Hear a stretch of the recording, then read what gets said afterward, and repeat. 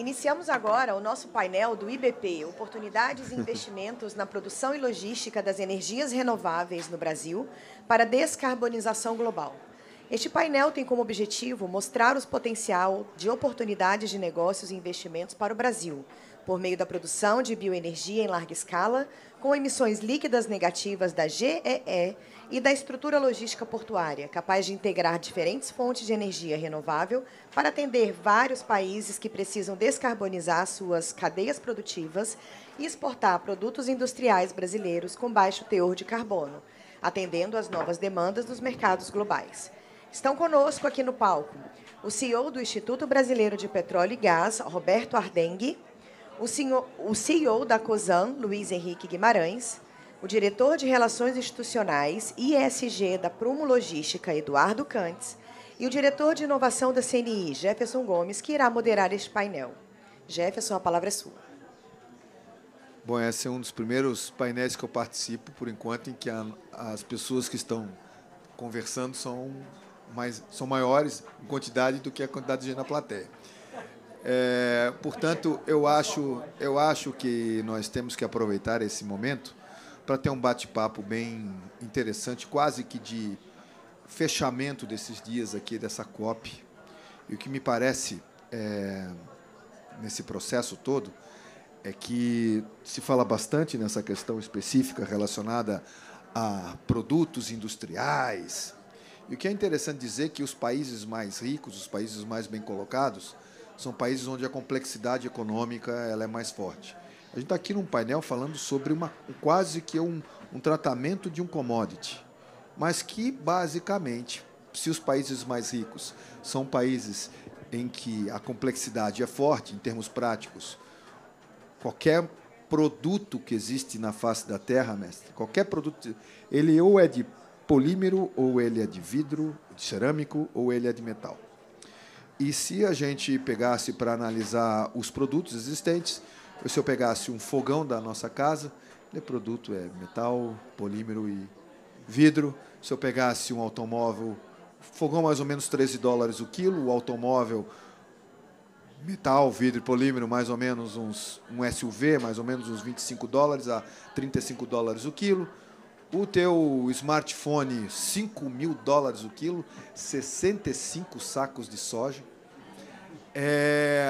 Se eu pegasse um nanosatélite que faz a comunicação hoje, que consome hoje em energia na nuvem, qualquer coisa, a comunicação que nós fazemos aqui no nosso WhatsApp, figurinhas, tudo isso que vai para a nuvem está mais ou menos 10 vezes o gasto energético do que o gasto energético do Japão, só para manter na nuvem, isso tudo.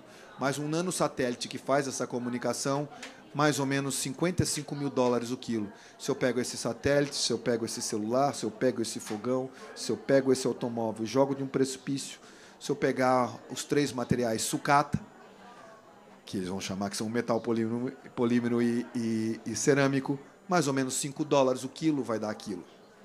Ou seja, a nossa capacidade do ser humano em utilizar conhecimento para transformar esses materiais em algo que é utilizado pelo dia a dia do ser humano, ele é impactante.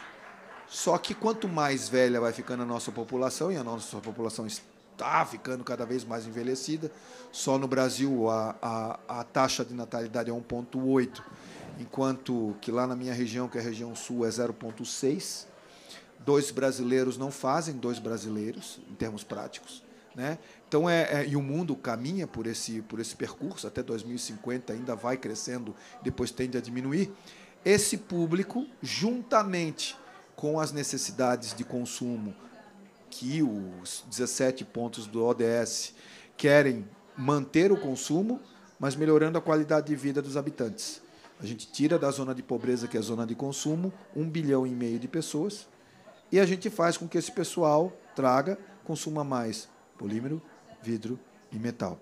O que é interessante dizer é que para produzir polímero, vidro e metal e utilizar este polímero, vidro e metal, o ser humano hoje gasta em torno, em média, 24.000 kWh ano. 24.000 kWh ano.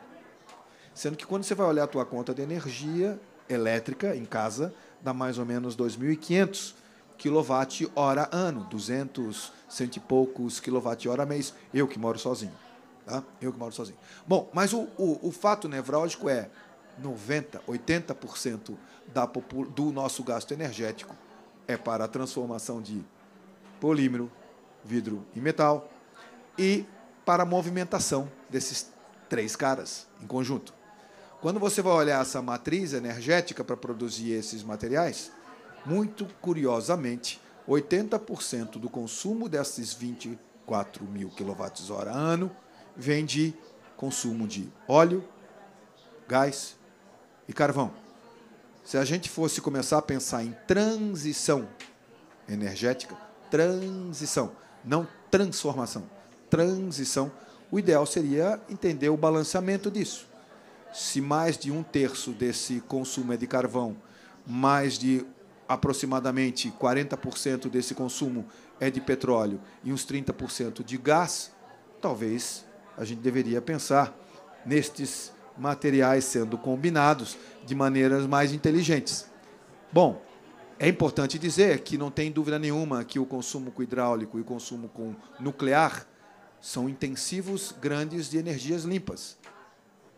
Não é? São limpos. E quando a gente bate nessa discussão toda que está aqui dentro desse evento, ligada a solar e eólica, chegamos a uma conclusão muito básica, que desses 24, 25 mil kWh ano, não consumimos 400 kWh ano de solar e de eólica. E o que é interessante, teve um painel anterior aqui que falava sobre produção de metais. Se eu for produzir numa fábrica de aço em Minas Gerais mais ou menos 200 mil toneladas de aço, para a produção de um forno, um alto forno, eu vou fazer um consumo de mais ou menos, fazer um investimento num CAPEX mais ou menos uns 4 bilhões de reais. Enquanto se eu for fazer um investimento em DRI, com hidrogênio, 40 bilhões de reais. Sendo que esse DRI, para produzir 200 milhões de toneladas, 200 mil toneladas ano de aço, eu vou precisar de mais ou menos 4 gigawatts de potência. Se eu quiser produzir 4 gigawatts de potência com energia solar, que vai estar em Minas Gerais, com energia solar, eu vou precisar de 4 mil hectares de coletores solares, a ponto que esse cidadão, energia solar, deixa de ser renovável, né? Ela passa a ser um consumo muito alto, porque é vidro, metal e polímero, para fazer todo o equipamento. Esse é o cenário de entrada que eu queria conversar com vocês, porque vocês são os produtores dos insumos, as condições dos insumos. Eu acho muito interessante o Instituto Brasileiro do Petróleo montando uma apresentação dentro de uma COP, né? Ou seja, vocês são os iniciais que fazem parte dessa cadeia.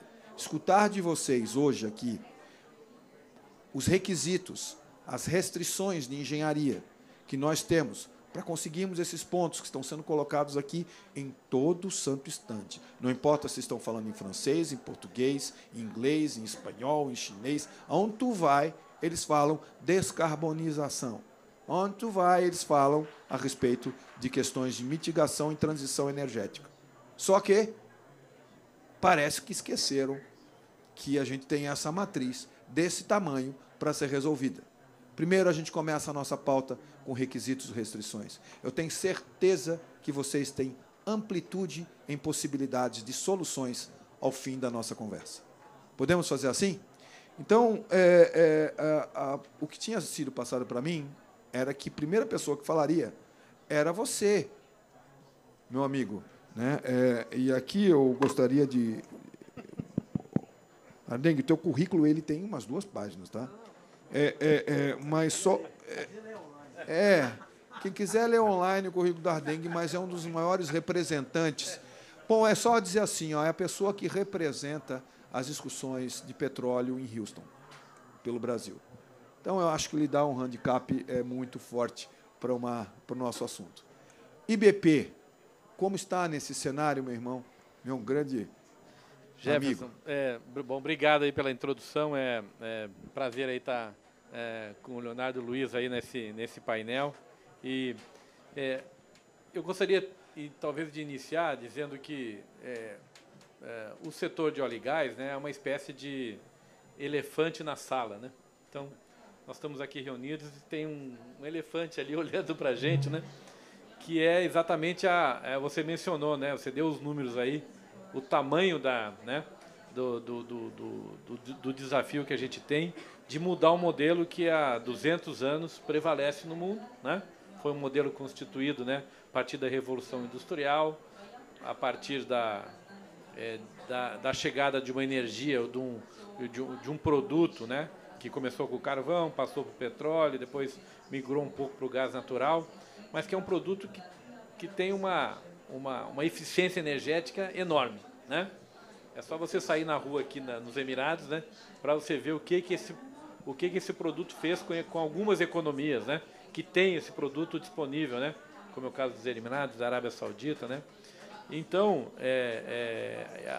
a primeira observação é que nós temos que trabalhar num conceito que você entenda que esse elefante ele está lá. A gente talvez precise emagrecer o elefante, botar ele numa dieta, né? Tirar o pelo dele, deixar ele um pouco menor, mas ele vai continuar lá por muito tempo.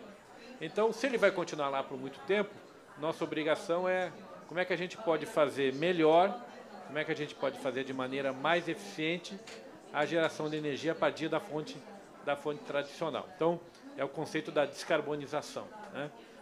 E aí, esse conceito da descarbonização traz a necessidade de tecnologia, de você trabalhar de maneira eficiente todos os atributos da inovação, da pesquisa, para que você possa agregar a essa fonte tradicional de energia, que vai continuar por muitos anos, um apelo no sentido da redução da emissão de gases de efeito estufa para cumprir os objetivos do Acordo de Paris, do que está sendo discutido aqui na COP, e aí vai. Então, essa é a parte, vamos dizer, tradicional que tem que ser trabalhada.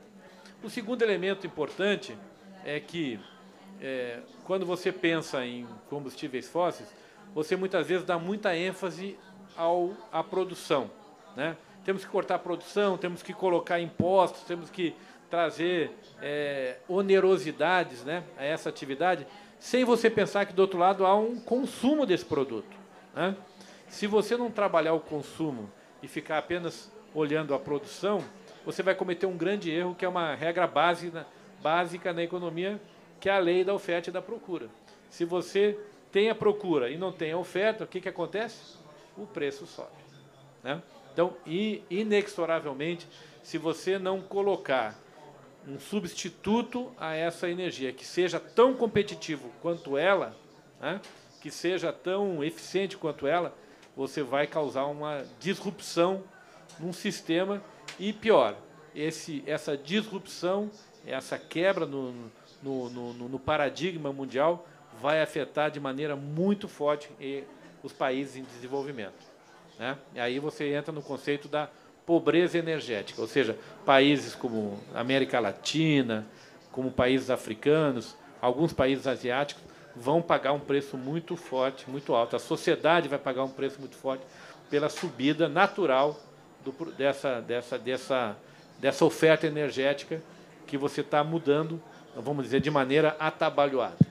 E o terceiro elemento é exatamente isso que você mencionou, a entrada de coisas novas, mas, ao mesmo tempo, talvez competitivas, né? Tem aqui o Luiz da Cosan, do Grupo Raizen, que ele vai falar um pouco sobre o etanol, como o etanol e como ele se reinventou, né, a partir dos anos 70, e hoje é um produto sensacional, né? É um produto que hoje entra na matriz energética brasileira de uma maneira competitiva, porque esse que foi o desafio lançado nos anos 70 e que a indústria conseguiu responder com tecnologia, com inovação, com muito investimento. A mesma coisa na questão dos demais biocombustíveis, né? Como é o caso do biodiesel, né? Tanto o biodiesel de transesterificação, que é a antiga maneira de se produzir o biodiesel, quanto a nova tecnologia chamada de HVO, que é o hidrotratamento do óleo vegetal, que é uma nova maneira de se produzir o biodiesel, chamado biodiesel verde, que hoje é vamos dizer assim, é a coqueluche hoje da tecnologia mundial para a produção de biocombustíveis. Então, essa tríplice fronteira, né, na qual você melhora o que você faz hoje tradicionalmente, na qual você trabalha com a questão do preço e da competitividade. E, finalmente, você trabalha em inovação, em tecnologia de biocombustíveis, são os desafios que a gente tem. E aí, mais uma vez, o Brasil se posiciona de maneira muito favorável por uma série de razões. A gente tem condições muito facilitadas de apresentar ao mundo soluções inteligentes e importantes nessa área. Então, esse era o meu comentário inicial aí, que eu gostaria de fazer. Achei fantástico o teu comentário a respeito da pobreza energética, você falou, né? Pobreza energética. Eu estava enfim, não vou dizer o nome do país, porque é meio indelicado.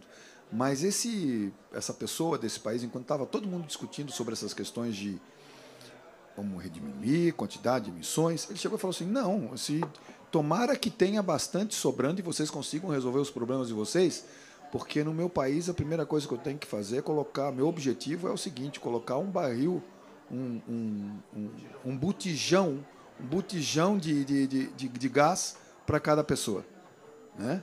Então, assim, é algo que muda completamente a lógica de pensamento. A gente vai muito nesta ideia de querer fazer o que todos querem fazer, sendo que a conta é de países que são mais emissores, né? Kantz, você vem de um dos principais, assim, um dos portos mais revolucionários que a gente pode dizer aqui no país hoje, que é o Porto do Açu. Hoje, em 10 anos, eu acho que você estava falando ali atrás para mim, você já tem 6% de toda a passagem de mercadorias ali pelo seu porto, pelo porto de vocês, e hoje são responsáveis por 40% da passagem de óleo pelo Brasil afora, né? Do país para fora, né? Como está esse pensamento de vocês nestas conversas aqui, considerando o Porto do Açu como um porto considerado hoje pelas iniciativas que estão acontecendo, olhando para essa questão, eu não gosto da palavra verde, tenho pavor dessa palavra, mas da questão mais racional do uso da energia como um todo. Obrigado, Jefferson. Boa tarde a todos. É um prazer aqui dividir o painel com o Luiz Henrique Ardengue. E você comentou no início da sua fala sobre uma série de produtos, insumos. Esses produtos que você mencionou, em algum momento, estiveram dentro de um navio. Se não estiveram dentro de um navio, o insumo que foi utilizado para a produção daquele produto certamente viajou por um navio. O comércio marítimo aí responde por 90%, o setor marítimo responde por 90% de toda a movimentação internacional e ao mesmo tempo, um setor que responde sozinho por 3% das emissões globais de gases de efeito estufa. Então, se o setor marítimo fosse um país, ele seria o 8º maior emissor de gases de efeito estufa do mundo. Uau. E isso traz um pouquinho do contexto do desafio da descarbonização e o papel que os portos terão nessa transição. Tá? Eu vou começar minha fala dando um pouco do contexto do Porto do Açu. Tá? A Prumo, especificamente, a Prumo é uma holding que aloca capital em diferentes negócios. Acho que a Prumo aloca capital em diferentes negócios, atraindo investimentos estrangeiros, e todos eles em comum com a sua localização geográfica no Porto do Açu. Mencionou, então, o Porto do Açu hoje já é um importante complexo de infraestrutura no país, movimenta aí cerca de 6%, toda a movimentação portuária do Brasil em 2022 passou pelo Porto do Açu. Alguns setores-chave dessa movimentação são, naturalmente, o setor de petróleo. Hoje, 40% das exportações são feitas através de um dos nossos terminais. Minério de ferro também, 6% da exportação passa pelo Porto do Açu. Além disso, gás natural e outras commodities relevantes são também movimentadas por ali. E essa transição nos joga a luz sobre o papel que os portos terão ao desempenhar. E para quem já está aqui há alguns dias na COP, teve a oportunidade de ver que na chegada aqui, chegando ao local da exposição, nós cruzamos com o porto de Jebel Ali, que é um grande porto indústria aqui dos Emirados Árabes Unidos, e a gente pode entender, passando ali ao longo desse trajeto, como portos podem ser indutores de desenvolvimento industrial. Essa retroárea do porto ela está repleta de indústrias, teve o seu crescimento induzido a partir, sobretudo, do gás natural aqui nos Emirados Árabes, né? E é também um importante hub de containers e movimentação para todo mundo.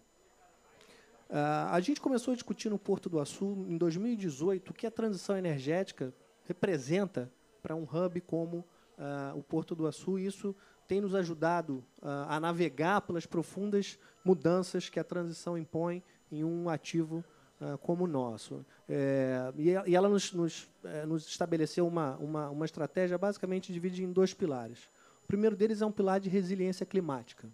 Portos, assim como vários outros ativos, estão sujeitos hoje às mudanças que nós estamos observando. Aumento do nível do mar, eventos climáticos extremos, e essa disrupção em cadeias globais de valor tem sido bastante crítica para uma série de países, e a gente observou isso, um pouco desse exemplo, no que aconteceu durante a pandemia da Covid. Então, isso nos levou, primeiro, a estruturar um plano de resiliência, um plano de adaptação climática, que tem nos ajudado a ir, primeiro, a navegar sobre essas mudanças expressivas e, sobretudo, evitar rupturas abruptas na nossa operação. O segundo pilar dessa estratégia é um pilar de geração de negócio, captura de oportunidades que a transição abre para complexos portuários como o do Açu.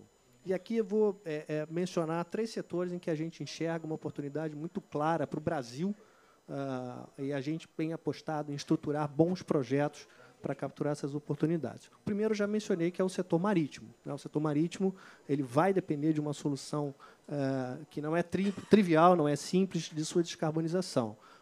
Ela é uma solução combinada, ela vai passar pela eletrificação do que é possível ser eletrificado, sobretudo para as embarcações de apoio, rebocadores, navios menores que circulam no porto, mas ela vai exigir, sobretudo para a navegação de longo curso, uma mudança bastante significativa no uso do combustível.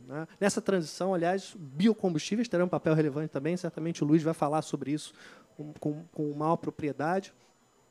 Mas a gente enxerga hoje, aqui, na navegação de longo curso, um espaço para que o hidrogênio de baixo carbono, não na sua forma de hidrogênio, mas os chamados carriers de hidrogênio, seja amônia ou metanol, possam desempenhar um papel relevante. E aqui os portos serão fundamentais em se converterem em hubs de produção e fornecimento de infraestrutura, armazenamento, movimentação e bunkering para esse setor.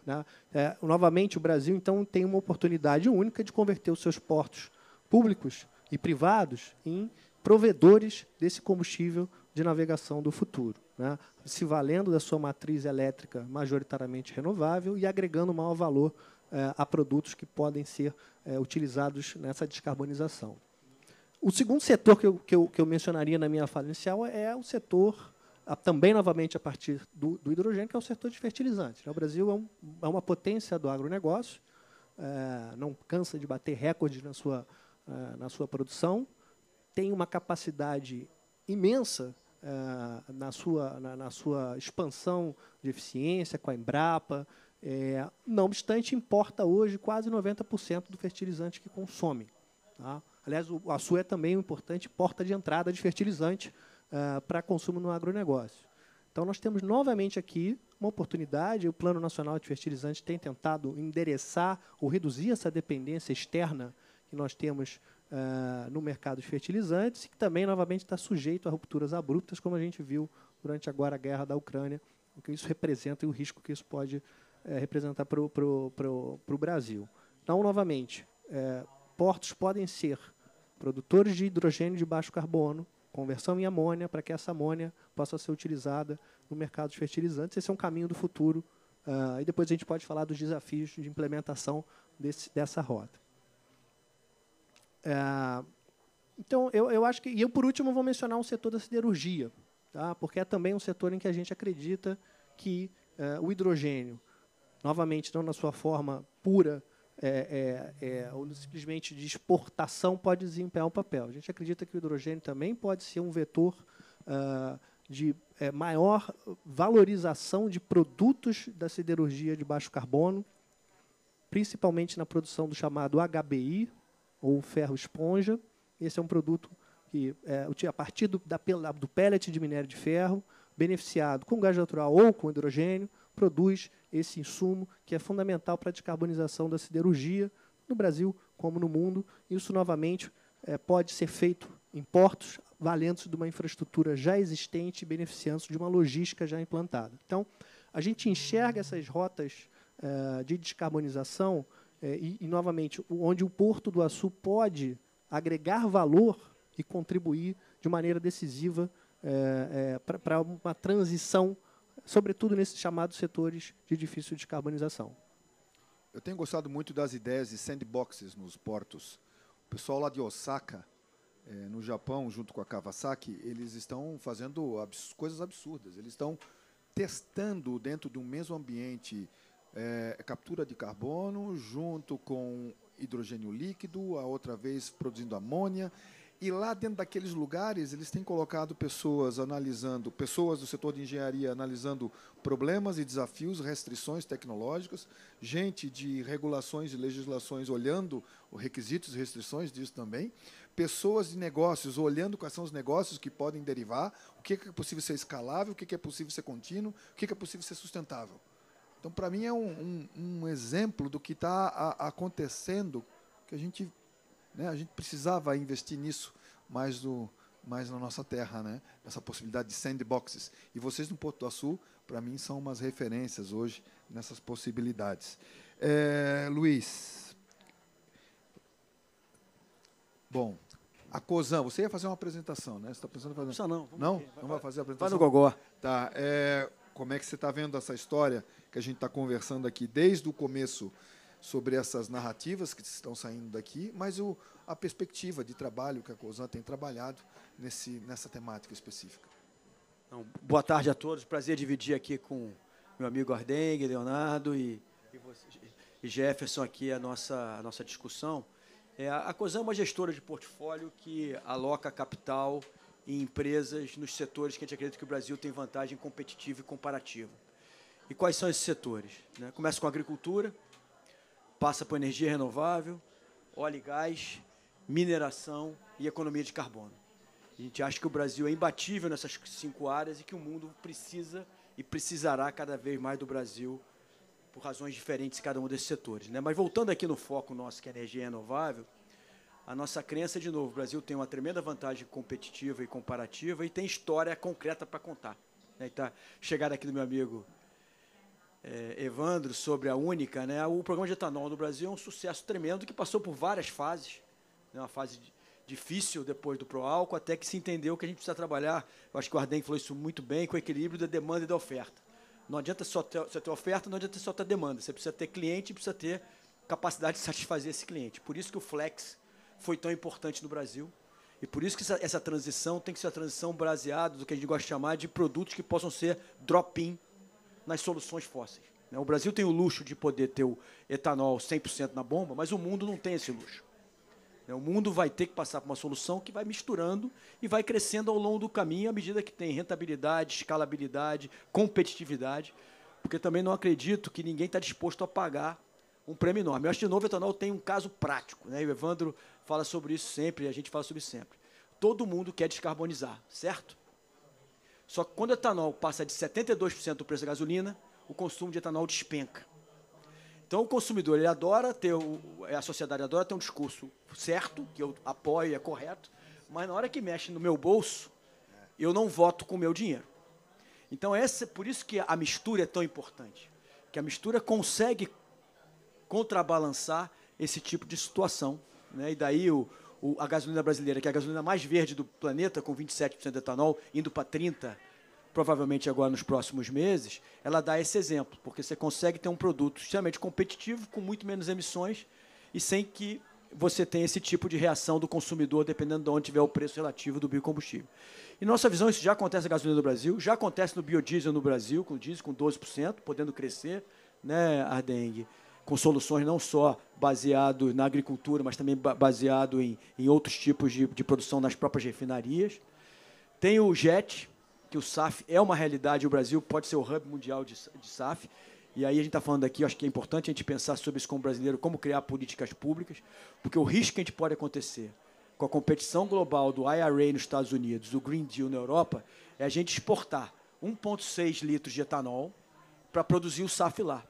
Enquanto que a gente poderia produzir o SAF ali em Paulínia, que está do lado do centro produtor de etanol do Brasil, e exportar o SAF como valor agregado e com menor pegada de carbono, né? Então, por exemplo, o Brasil tinha que ser o maior hub de SAF do planeta.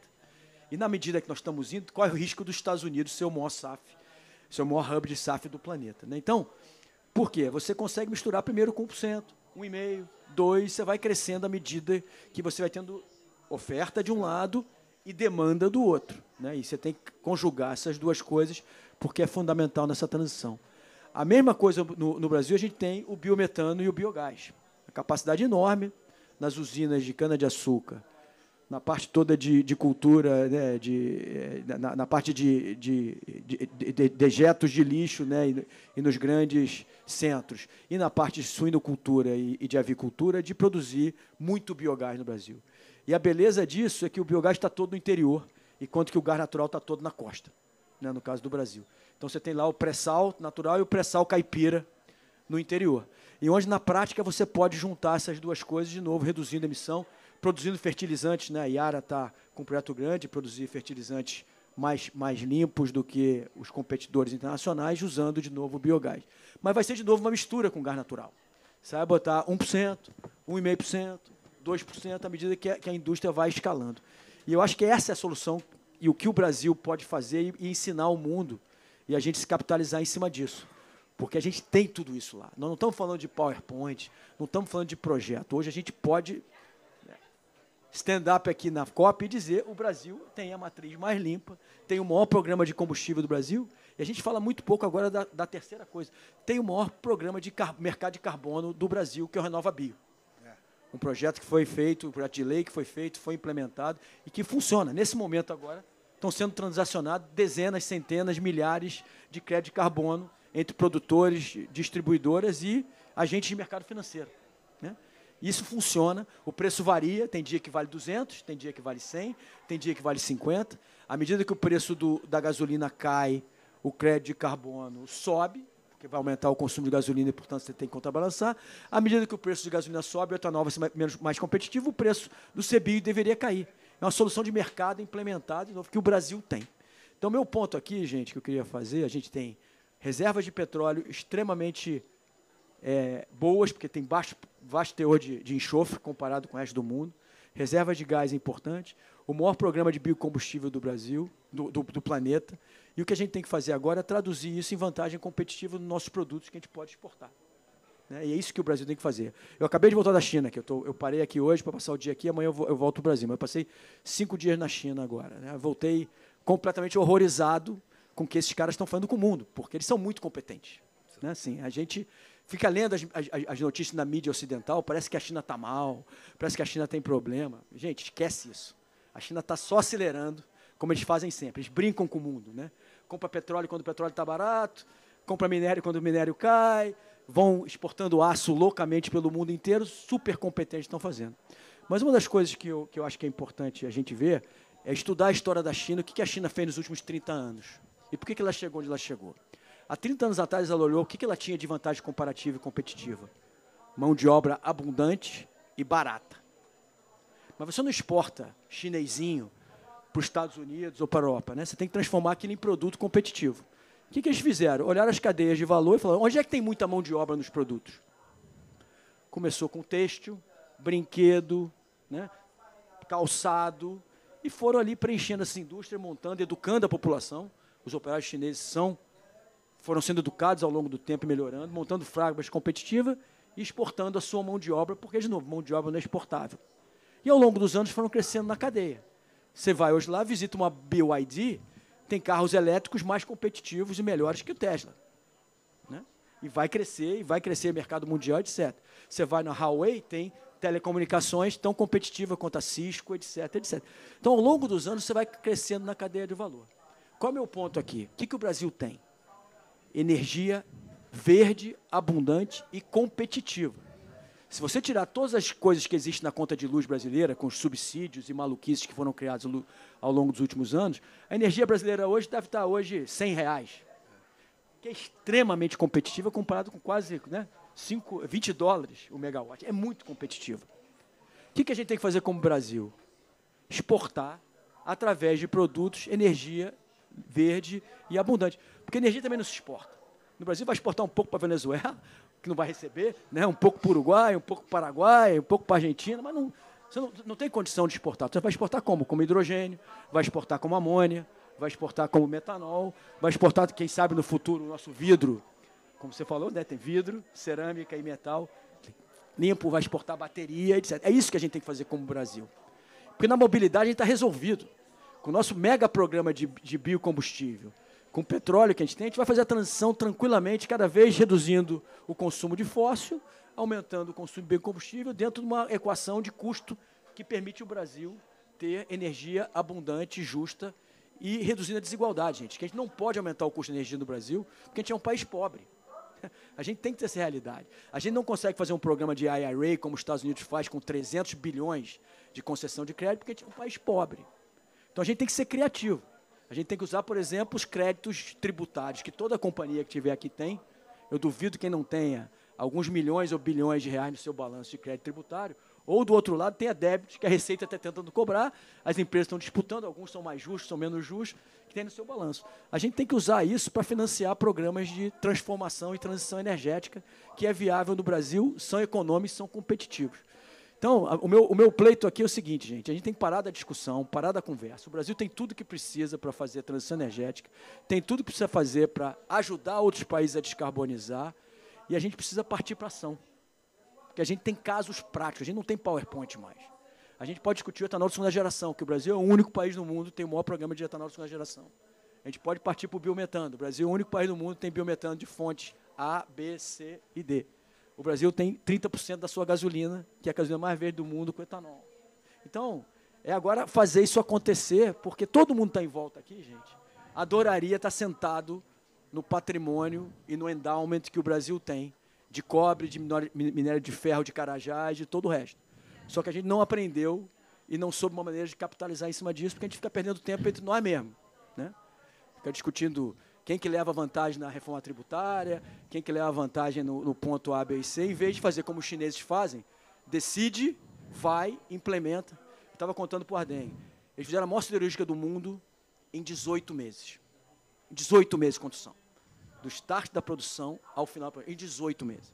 18 meses você não tira nem a licença no Brasil para construir um posto de gasolina. Não é verdade? Nem uma licença no Brasil para construir um posto de gasolina. Então, assim, gente, desculpa ser duro assim, mas ou a gente precisa dessa conversa bonita. O Brasil é o país do futuro. O Brasil tem a matriz mais limpa do mundo. O Brasil é verde e tal. A gente vai voltar na COP 2029. Não, 29, 30. Vai ser uma COP super bacana em Belém. Mas a gente vai estar falando a mesma coisa.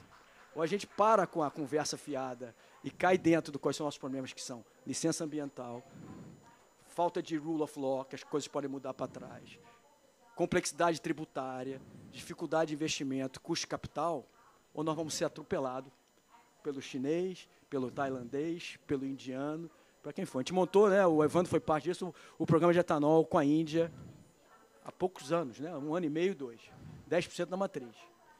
Esperem o que vai acontecer. Vai ter um repique lá, porque o açúcar subiu de preço, estão nervosos e tal, mas esperem o que vai acontecer. O que vai acontecer com a Índia quando se olhar daqui a 10 anos. Eles vão ter um programa de descarbonização muito sério, muito potente, porque tomou uma decisão de ir fazer. Então, depende de nós, gente. Depende só de nós. A grande vantagem do Brasil é o seguinte, a gente não precisa de mais ninguém. Os outros países todos precisam da gente. Mas você vai voltar. Mais ninguém. Você vai voltar. Espera aí, não dá tchau ainda não. Não dê tchau, não. Você vai voltar porque você vai... Estava muito boring isso aqui. Os meus amigos são muito comportados aqui. Você vai trazer... Você vai trazer as soluções que vocês estão sendo reis nas soluções lá no Brasil. E diz passagem, Evandro, que painel maravilhoso foi o de vocês. Um dos melhores painéis que eu vi aqui em todo o evento, hein? Fantástico aquele painel. Aquele americano. É americano aquele cara? Impressionante a apresentação dele. Impressionante. Mas a gente tem aqui, em poucos lugares, nós temos a chance de ter uma pessoa que já participou de tantas COP. Né? tantas e tantas. Provavelmente desde a primeira, você, na época que era diplomata, já participava. Agora você lidera o IBP, olhando para as COPs, todas que você participou, e olhando para o que o IBP está fornecendo hoje, quais são soluções, junto com o IBP, que você pensa que pode ser relevantes aqui para a gente. Eu acho, Jefferson, que eu realmente tive o prazer e a honra de participar da Rio 92, fiz parte lá do grupo que negociou aquelas convenções e organizou aquele grande evento no Rio de Janeiro, porque tudo que a gente vê hoje aqui é um produto daquela maior conferência que a ONU já realizou fora de Nova York, que foi a Rio 92, né? Onde foram colocados os standards e os frameworks que a gente está hoje discutindo aqui. Isso aqui que a gente está vendo hoje nada mais é um reflexo de um processo de acompanhamento das 3 convenções que foram assinadas naquele momento, né? E o que eu vejo hoje, quando a gente vê assim prospectivamente o que aconteceu desde então, né? Primeiro, o agravamento dessa situação do aquecimento global e do efeito que o CO2, os gases de efeito estufa, tem no aumento da temperatura mundial, mas também eu acho que a partir dessa COP e das últimas, a gente vê também que está predominando a visão pragmática, né? Então, o que o Luiz comentou, por que o programa nosso de etanol e do biodiesel estão dando certo? Porque eles, de alguma maneira, eles entram na nossa estrutura econômica de uma maneira muito facilitada, porque você não precisa inventar nada, você já tem uma estrutura de distribuição, você já tem o posto de gasolina, você tem a transportadora, né? Você tem o duto, você tem o tanque, né? No mundo existem 23 trilhões de dólares de ativos diretamente ligados à indústria de óleo e gás, desde os campos produtores de petróleo até o consumidor final lá na ponta. Você pode repetir isso? 23 trilhões de dólares de ativos que são usados por essa indústria, né? Isso é um patrimônio mundial. Ora, você vai pegar 23 trilhões de dólares, vai jogar no lixo e vai colocar uma coisa no lugar? Não vai acontecer isso, a não ser que esteja com a pobreza que eu mencionei no início. Então, soluções como é o caso que foi colocado aqui, de combustíveis que conseguem, pelo fato de serem drop-in, terem as características muito parecidas de uma indústria que já existe e que eles conseguem entrar dentro da matriz de supply e de logística de maneira muito facilitada, são as soluções que vão prevalecer. É por isso que eu sou muito cético, por exemplo, quanto à eletrificação de carros, né? Porque nós estamos partindo por uma solução que a gente não sabe onde é que a gente vai chegar, pela questão de reciclabilidade, até o peso dos veículos elétricos é um problema, né? Para toda a estrutura que a gente colocou de pavimento no mundo inteiro. Porque quando você planeja um carro, um peso do carro e planeja um asfalto para quê? Para suportar aquele peso. Quando você coloca 400, 500, 600, 700, 7 toneladas a mais em um veículo pesado naquele ambiente que você não tinha previsto, você começa a estressar extremamente a estrutura que você tem de logística. Então, muitas vezes as soluções acabam gerando outros problemas, o que o biocombustível e essas soluções brasileiras não. Então, eu vejo isso com muita positividade. Como diz o Luiz, está tudo pronto para nós, está tudo aberto. O Brasil está ali, né, com a janela aberta para a gente mostrar isso e apresentar isso ao mundo e gerar isso uma oportunidade. Deixa eu pegar um gancho no comentário do Ardengue e também do Luiz, que uma questão que me preocupa muito, Jefferson, é essa percepção também de que nós temos tudo, que a gente não precisa fazer nada. Ou seja, que a nossa falta do senso de urgência, de que essa é uma competição global, uma corrida na transição. A gente muitas vezes fica discutindo as nossas questões internas aqui na COP, fazendo uma discussão de brasileiro para brasileiro, sobre questões regionais ou sobre desafios que nós ali regionalmente enfrentamos. E o mundo está correndo, né? A gente está vendo, vou pegar exemplo, o que o México está fazendo com o nearshoring, as oportunidades que a transição abre com o IRA nos Estados Unidos, o México está aproveitando de maneira muito eficiente, tá? E nós temos vantagens comparativas que nos diferenciam do resto do mundo. O que o Brasil já tem, muitos países não vão alcançar em 2050. Agora, a gente precisa ter senso de urgência. A gente precisa realmente agora, primeiro, o Luiz comentou algumas questões aqui, eu vou reforçar. Primeiro, a gente precisa de segurança jurídica e marcos legais bem estabelecidos. A gente avançou bem recentemente, né? Alguns exemplos, o combustível do futuro é um bom exemplo de PL que avançou, o marco legal do hidrogênio, temos agora toda essa agenda verde que foi recentemente avançada. Continuaremos a ter um papel... Ficou caro o marco legal do hidrogênio. Sem dúvida nenhuma. E a gente vai precisar... E a gente vai precisar enfrentar e ter essas conversas francas. Foi o que o Luiz falou. Quando bate no bolso, quem vai pagar o prêmio esse Green Premium? Né? Agora, a gente precisa se debruçar sobre isso, porque não existe uma solução, no one size fits all solution. A gente vai precisar olhar cada setor para entender aonde a transição realmente, de que forma aquela transição vai se aplicar. Agora, novamente, a gente precisa ter noção de que essa é uma corrida global. Eu citei México, aqui, Oriente Médio, extremamente competitivo. Eu falei para a questão do hidrogênio, por exemplo, extremamente competitivo para fornecer soluções a partir do hidrogênio para a Europa. Estados Unidos subsidiando fortemente com a IRA, União Europeia no mesmo caminho, a Austrália também, é outro país que tem condições de... Então, a gente precisa realmente se posicionar rapidamente e definir aonde a gente quer chegar. A gente precisa ter mais, na minha visão, mais clareza sobre qual é a nossa estratégia. Aqui, o representante do setor privado, imediatamente, se você pensa qual é o seu planejamento, qual é a sua ambição, onde você quer chegar, qual é a sua meta no futuro e como é que você vai chegar até ela. É assim que o setor privado se estabelece. E eu ainda sinto um pouco de falta de clareza sobre o que a gente quer fazer com isso. Nós já somos um grande player de geração de energia renovável. Mas o que a gente quer? A gente quer ser o primeiro que a gente quer ser? Não me parece fazer muito sentido. A gente precisa definir isso de maneira mais clara para dar um sinal exato para os setores industriais no caminho que a gente quer seguir. Ô Jefferson, para a gente não perder essa dimensão econômica, as companhias aéreas agora, algumas delas, elas estão oferecendo ao consumidor a possibilidade de você compensar a emissão de carbono da sua viagem, né? Então, você chega lá, quando você vai comprar passagem, tem lá um botãozinho que você tem um valor ali que você paga e que você compensa. Você sabe qual é a aderência do consumidor a essa iniciativa? 0,01% dos consumidores aceitam, seja pagar $10, $15, $7 a mais na sua passagem para compensar. Então, que o Luiz falou, quer dizer, o bolso acaba falando mais, né? mais alto nessa discussão. Então, a gente não pode perder a noção da competitividade, do preço, de que você tem que ter uma energia que ela seja disponível, ela seja confiável, mas ela seja também competitiva do ponto de vista financeiro. Senão a gente não vai chegar a transição energética nenhuma. Para o europeu também rastreável. Rastreável.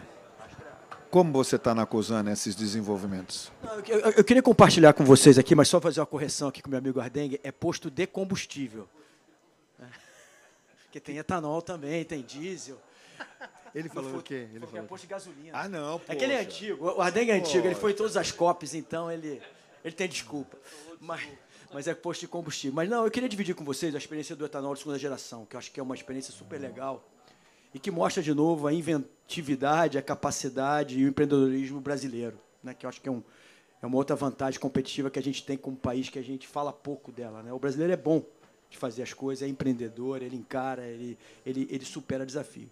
A Raízen começou, a Raízen é uma companhia investida da Cosan em sociedade com a Shell, né? E a gente começou a mexer com o etanol de segunda geração em 2013, quando a gente entendeu que o bagaço, né, que sobra do processo de moagem da cana para produzir o açúcar e o etanol, e que há muitos anos tem sido usado para gerar energia, né, só a Raízen gera energia suficiente para abastecer uma cidade de 5 milhões de habitantes por ano, o ano inteiro, com o bagaço da cana e com a palha, mas que a gente podia dar um uso ainda mais nobre para esse subproduto, né? E, além disso, pegar as folhas que ficam no campo, quando você faz o corte mecânico, você corta as folhas, um pedaço, né, e você corta a cana. E 1/3 da energia da cana está na folha, 1/3 está no bagaço e 1/3 está no caldo, que vira açúcar e etanol. Então, na prática, você basicamente, há vários anos atrás, utilizava só 1/3 da energia da planta, começou a usar 1/3 do bagaço e nunca usou 1/3 da folha, né? Então, a gente ia olhando aquilo, falava, cara, economia circular, possibilidade, temos que usar a planta inteira, porque, de novo, a cana ela tem uma grande vantagem, ela tem uma enorme densidade, então ela tem 80 a 100 e poucas toneladas por hectare, se você comparar com soja, com milho, é covardia, né, em termos de densidade. Ela não precisa ser replantada todo ano, ela é como se fosse uma grama, então ela nasce. Se você cuidar dela, ela pode durar 6, 7, tem usinas que duram quase 10 cortes, né, ou seja, só replanta de 5 em 5 anos, de 7 em 7 anos, ou de 10 em 10 anos. Né? Então, o que ele falou? Vamos usar esses subprodutos do processo para produzir mais etanol, porque é outro desafio, né? Como é que você cresce a produção de etanol sem ter que expandir enormemente a área plantada, né? Porque a área plantada também demora tempo. Você vai fazer uma nova usina, ela demora 6 anos para maturar, porque você tem o canavial para, de fato, ter todo o seu processo de chegar, depois de construção, chegar à maturidade canavial. E aí pegamos esse processo. A Shell, quando fez a sociedade com a Raízen, ela aportou 2 empresas de biotecnologia que ela tinha feito lá, na época ela estava olhando isso, uma empresa de enzimas, uma empresa de processos industriais, uma empresa canadense e uma empresa americana. E a gente começou a olhar esse processo e ver, e fizemos uma primeira planta, e foi muito legal, que até o BNDES, dentro dos programas dele de fomento à tecnologia, apoiou a Raízen, uma planta de 40 milhões de litros, plugado na nossa usina principal ali em Piracicaba, a Costa Pinto, para produzir. E aí tivemos todas as dificuldades do mundo que você pode imaginar, né? Porque, primeiro, quando você faz em laboratório, a gente achou que ia chegar tudo limpinho, né? Que o bagaço, a folha já tudo limpinho. Chegava cheio de impureza, pedra, tudo diabo. Aí você vai passar no pré-tratamento, quebrava todo o processo, a corrosão, muito maior do que a gente imaginava. A enzima, que a gente achou que ia ser o desafio, foi mole, né? O processo de conversão na enzima funcionou super bem, ainda não nas taxas que a gente imaginava, funcionou super bem. E foi aperfeiçoando, né? No meio do caminho, uma série de empresas americanas, italianas e outras estavam também na corrida do etanol de segunda geração, e todas foram desistindo por motivos diferentes. Alguns porque fez uma planta separada da planta principal, outras porque o dono da planta de etanol ou da biomassa não era o dono da planta de segunda geração, então gerava conflito de preço e conflito de disponibilidade, tem N razões. E a gente continuando ali, né? apanhando e continuando, tecnologia brasileira, com engenheiros brasileiros, com alguns engenheiros canadenses, americanos, mas continuando. Até que a gente conseguiu chegar a essa planta funcionar, né? E aí, a grande decisão que se faria, ninguém no mundo tinha conseguido fazer esse negócio. Falou, a gente deve ter alguma coisa errada, né? Um piracicabano aqui, né, conseguindo fazer esse negócio, deve ter coisa errada. Mas vamos fazer o seguinte, vamos atrás de contratos.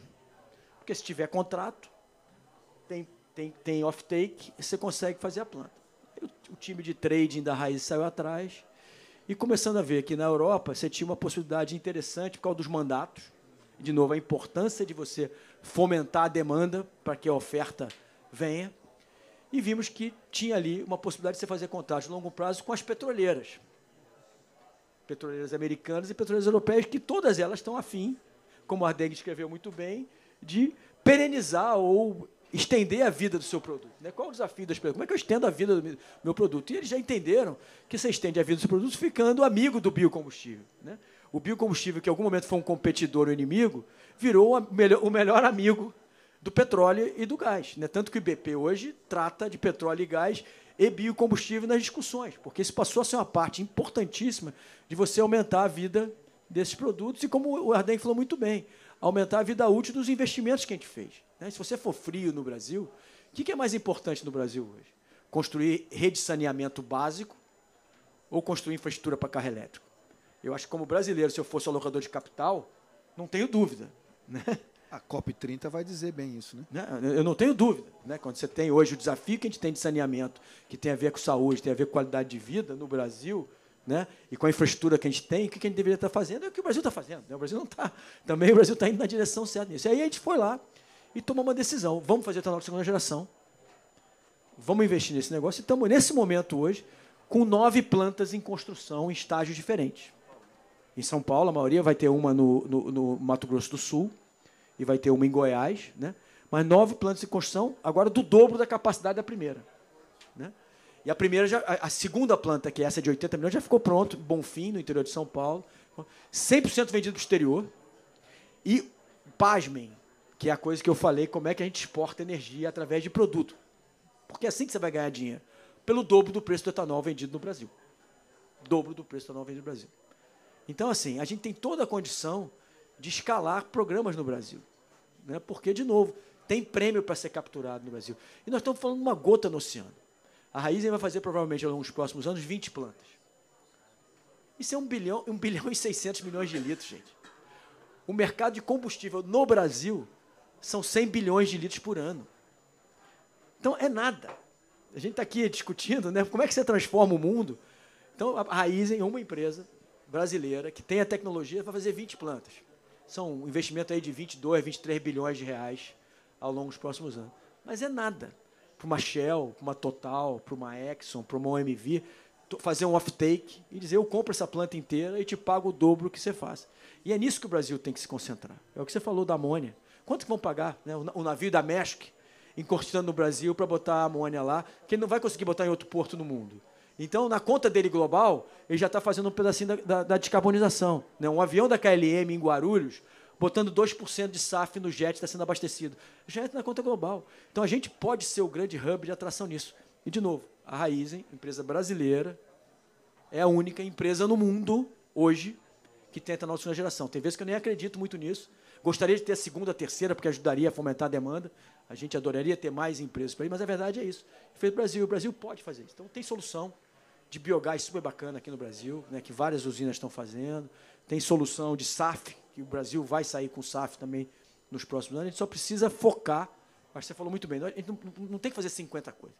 Fazer 5 coisas bem feitas, botar os recursos por trás, o capital humano brasileiro, suporte regulatório, né, e algum incentivo competitivo com a IRA e com o Green Deal, porque senão a gente vai ser atropelado. O mundo não está parado. A gente não vive numa bolha. Né? No IRA, a gente entra na linha de cadeia de valor americana, né? E daí, nesse caso, ela está muito baseada na tributação, está muito baseada em subsídio, está muito baseada nisso, competitiva nisso. Enquanto que pelo europeu é pelo lado da rastreabilidade, na punição nesse caso específico. Mas o europeu botou o Green Deal, botou 300 bilhões de euros também, né? São lugares diferentes, né? Mas todos eles estão com a consciência seguinte, eu preciso ter recursos para incentivar e impulsionar essas cadeias. Sim. Né? Porque ninguém, por exemplo, tem a paciência que uma empresa como a Raízen teve para investir 6, 7, 8 anos para ver se dava certo. Muita gente vai desistir no meio do caminho.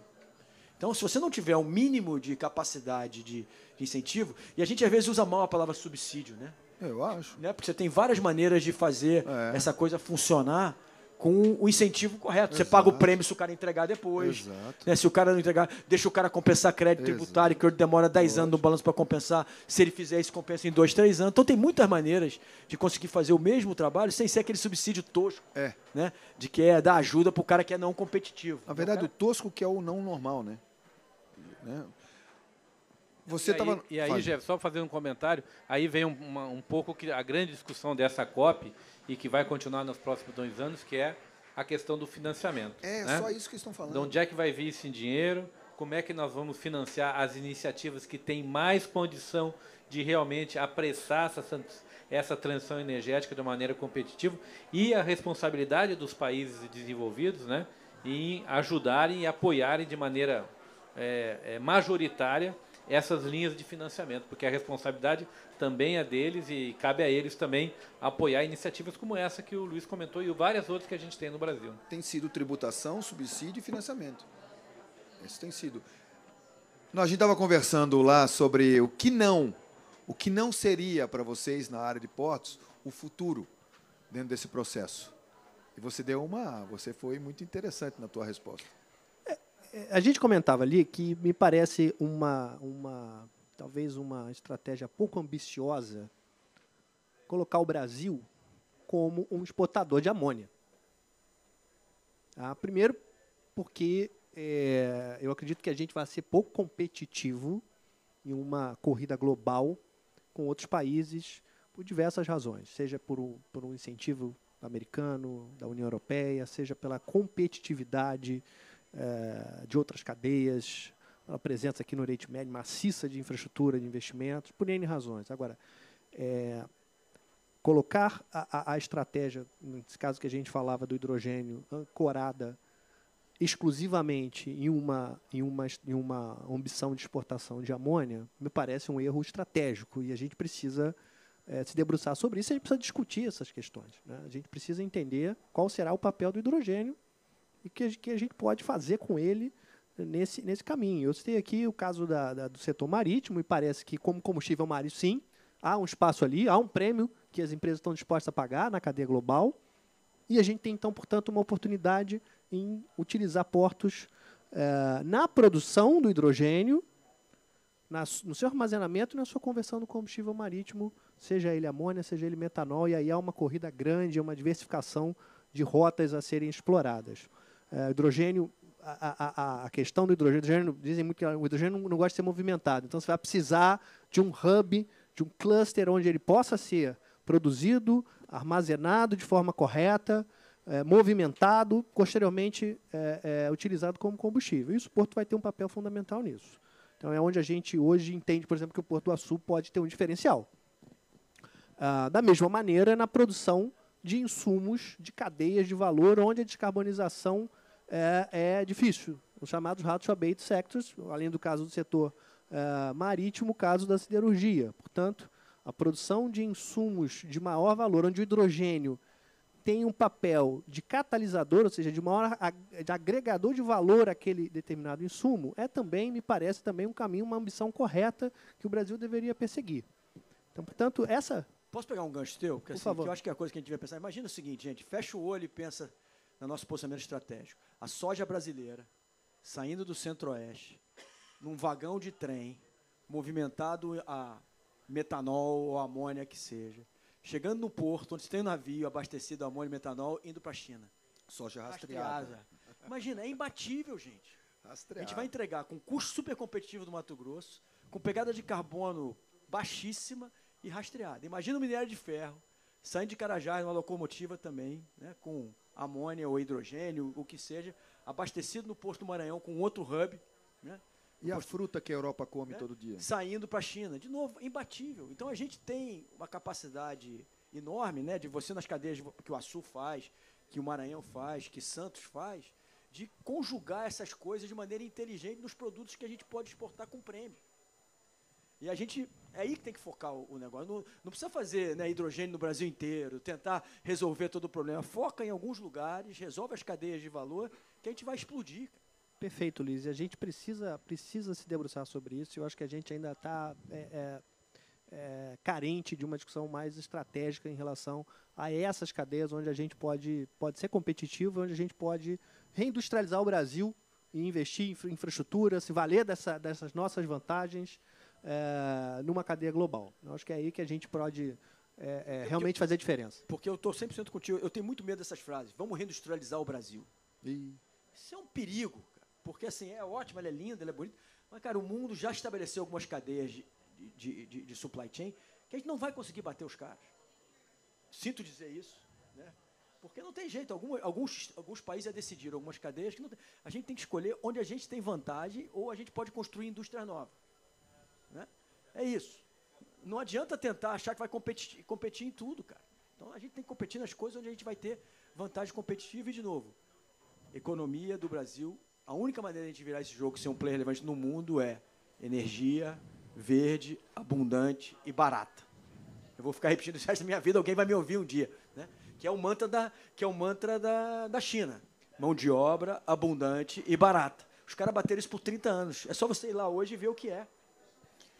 Luiz, queria que você falasse também um pouco de mineração, de minerais críticos. Claro. Que você colocou como um dos setores que a gente tem vantagem comparativa global. Então, para você trazer um pouquinho bacana. A baila a questão dos minerais críticos. Obrigado. O Raul não me deixa esquecer aqui. Não, assim, a gente também tem que lembrar o seguinte, o Brasil tem o minério de ferro mais concentrado do planeta. Né? O que isso ajuda? Justamente o que você falou, a siderurgia, como é que ela vai se descarbonizar, um pedaço é para a troca do gás que ela usa ou do combustível que ela usa, outra é pela qualidade do minério. O segundo, o Brasil tem muito cobre, né? A província de Carajás, que é reconhecida pelo minério de ferro, ela também é uma província muito rica em cobre e com cobre muita qualidade. E também tem um pouco de níquel, né? E em Minas agora, em outros lugares do Brasil, com bastante lítio, né? Então, o Brasil tem os metais também da transição energética. E, de novo, por que a gente, apesar E de não nessa ser... cadeia a gente entra? Então, apesar de eu concordar 200% com o Ardem que não é para o Brasil ficar perdendo tempo com o veículo elétrico, alguns países a solução vai ser pelo veículo elétrico. E por que a gente não se torna um grande hub Nessa cadeia de vale a pena a gente produção de tentar. bateria, eletrolisador? Por que eu preciso mandar o nosso lítio lá para a China para ser processado lá? Por que eu preciso mandar nosso níquel para o Japão ou para a Inglaterra para ser processado lá? A gente pode ser um líder em produção de bateria, mesmo que não seja para uso nosso. Tem um Vamos consórcio exportar. acontecendo agora com 80 empresas brasileiras lá em Curitiba. É impressionante. 80 empresas brasileiras, inclusive acabou de, em função dessa serendipity que acontece quando empresas começam a conversar, uma linha piloto da BMW junto com a Fundição Tupi está acontecendo agora só para a produção de baterias a partir de economia circular. Fantástico. Então, por quê? Porque estão olhando exatamente isso que você está falando. Te interrompi. Já acabei. Peço desculpas. Já fiz o meu comercial do Raul aqui, meu amigo. Já tinha feito do meu amigo Evandro, agora fiz do Raul. Caros Já amigos, tem 2 chopps garantidos hoje à noite. Estamos indo para o final desse nosso bate-papo excelente. E a gente começou como bate-papo e continuou como bate-papo, né? Porque quando a gente começou, Mas é a melhor forma. não tinha ninguém aqui. Então a gente resolveu começar a conversar, bater um papo, e ficou assim. Meus amigos, últimos minutos, queria que vocês passassem umas palavras finais, mas sempre pensando o seguinte, a gente tem um exemplo clássico do que funcionou, vários casos clássicos que funcionaram. Um é o nosso mundo do carro a álcool, né?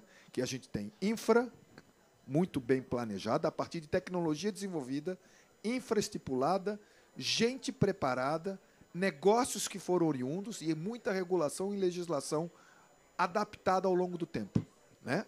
É um caso de sucesso. A gente não pode falar que não é.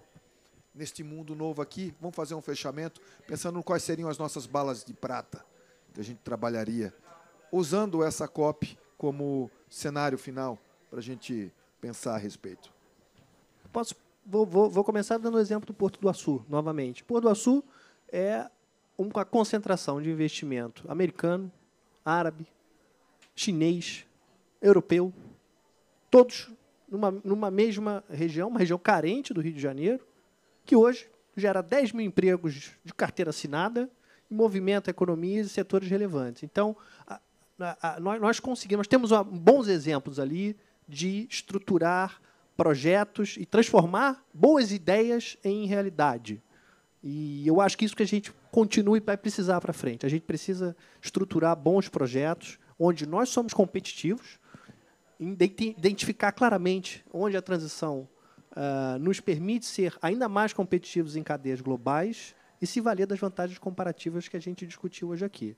E é exatamente onde a gente está focado no Porto do Açu, em repetir esse track record e realmente contribuir para acelerar essa transição no Brasil e realmente não ser apenas um exportador de commodity, mas realmente tirar mais valor dessa nossa posição privilegiada. E está provando isso, né?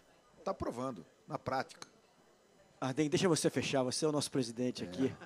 Não, eu primeiro queria fazer uma coisa que eu acho que é importante aqui, cara. Quem não conhece Porto do Açu precisa conhecer o Porto do Açu. Exato. Essa é uma obra inacreditável que o Brasil fez. Assim. Uma honra, né? Ainda bem que a gente teve um Ike em algum momento, porque realmente o Ike foi brilhante naquela construção. Inconcebível, um projeto chinês, aquele assim, de maturidade. Quem não foi ao Açu precisa conhecer, porque é de fato uma obra para todo brasileiro estar orgulhoso, de novo, feito por brasileiros, no Brasil, com tecnologia brasileira, com empreendedorismo brasileiro. Então, assim, eu acho que, de novo, a gente fala muito, a gente é muito vira-lata, né? A gente tem vergonha das coisas boas que a gente tem, né? Acho que o Porto do Açu é um negócio inacreditável de ver. Mas eu acho que é isso, você sumarizou muito bem aqui, porque, assim, o programa de etanol brasileiro, o Renova Bio, a capacidade que a gente tem em mineração, a capacidade que a gente tem em agricultura, a capacidade que a gente tem em óleo e gás, a capacidade que a gente tem de geração de crédito de carbono, e o Brasil sozinho tem capacidade de gerar mais crédito de carbono que a maioria dos países todos juntos, né? Floresta em pé, regeneração do Cerrado e da Caatinga, todos os projetos transição que a gente tem. Então, a gente tem tudo para fazer. E eu acho que a minha mensagem principal aqui é assim, a urgência, cara.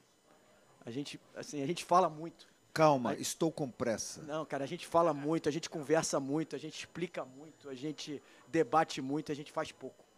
A gente precisa fazer, gente. Não tem mais tempo, a gente vai ser... Eu vou repetir isso aqui, a gente vai falar daqui a 10 anos, a gente vai ser atropelado se a gente não se mobilizar de maneira... E quem mobiliza, gente, é a sociedade civil. Exato. É o empreendedorismo, é o capital, é isso que mobiliza. E a gente tem um problema sério, que eu acho que, de novo, acho que a COP começa a trazer, né, Ardengue, que é assim, o que vai resolver o meio ambiente é também reduzir a pobreza. Né? Não adianta a gente achar que a gente vai resolver o meio ambiente só com soluções de transição energética. O problema nosso na Amazônia é a pobreza. E o que é interessante, quando você reduz a pobreza, você aumenta o consumo. Olha só que mola maluca, porque a nossa pobreza está baseada em consumo. E o teu exemplo do botijão de gás é que a alternativa do cara é derrubar a floresta para poder ter a lenha para poder cozinhar. Exato. Foi o que aconteceu no Nordeste agora. Então, assim, a minha mensagem é única, assim, cara, a gente não tem mais que ficar explicando nada para ninguém, nem ficar debatendo se a gente tem potencial ou não tem potencial. A gente só precisa fazer. Só precisa fazer. É urgência, urgência, urgência. E eu acho que aí o presidente da Câmara, Lira, estava aqui na COP, eu acho que ele está com uma agenda, né? O Novembro Verde, né? Que ele conseguiu avançar alguns projetos, entrando agora para o Dezembro Verde. Eu acho que a gente tem aí Combustível do Futuro, o Marco do Hidrogênio, tem o projeto do Arnaldo Jardim sobre o uso de créditos e débitos na fomentação de projetos tributários, enfim, de projetos de transição energética. Acho que tem uma agenda super positiva, que uma vez aprovada vai caber a nós, da iniciativa privada, abraçar e fazer e fazer acontecer. Perfeito. Ardengue, nosso líder. Então, Jefferson, eu acho que é isso. Em resumo, é a noção do empilhamento. Né? Nós temos que ter ideia de que as energias elas se empilham uma em cima da outra. Né? Então, a gente começou lá com o carvão, do carvão nós estamos passando para o petróleo, do petróleo nós vamos para o gás natural, do gás natural nós vamos para os biocombustíveis, vamos para a eólica offshore, vamos para a energia solar, e aí a gente vai empilhando. Se a gente conseguir fazer bem tudo que a gente tenha o potencial, então, por exemplo, as pessoas tendem a vilanizar muito o petróleo e o gás natural. Mas o Brasil hoje é um país que consegue produzir um dos petróleos mais descarbonizados do mundo. Nós temos simplesmente o maior programa de captura e reinjeção de carbono do mundo. No pré-sal, nós já reinjetamos de volta ao reservatório mais de 30 milhões de toneladas de CO2. Né? Hoje em dia, o Brasil consegue fazer um barril de petróleo metade da emissão mundial.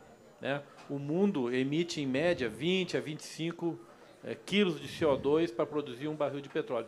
O Brasil consegue fazer isso com 11 quilos de CO2. O Canadá, quando faz lá a produção de petróleo nas águas, nas areias lá monazíticas, ele produz 79 quilos de CO2 por barril produzido.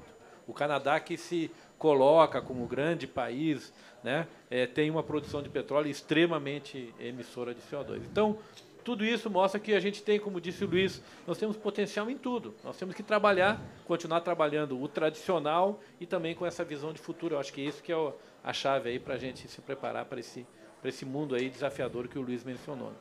Roberto Ardengue, CEO do IBP.